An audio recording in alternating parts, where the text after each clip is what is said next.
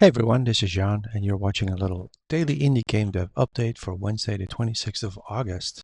So this is how far I got most of yesterday and a little bit of today.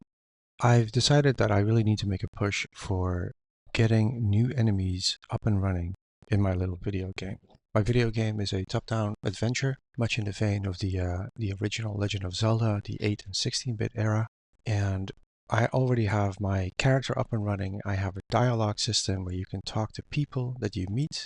I have a little quest system, but I do not have real enemies walking around. I used to, following along with some tutorials, but I want to make a bigger push for better enemies in that old retro video game style.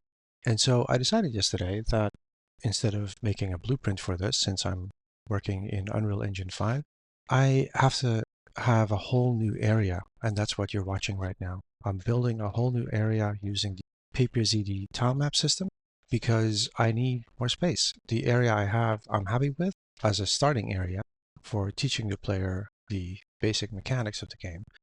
But in order to test new enemies, I need more space for them to walk and run around and for the player to try and escape them and chase them, that kind of thing.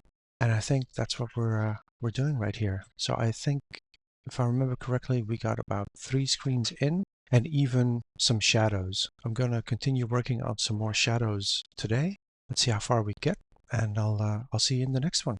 If you like this kind of content, be sure to hit like and subscribe. Cheers.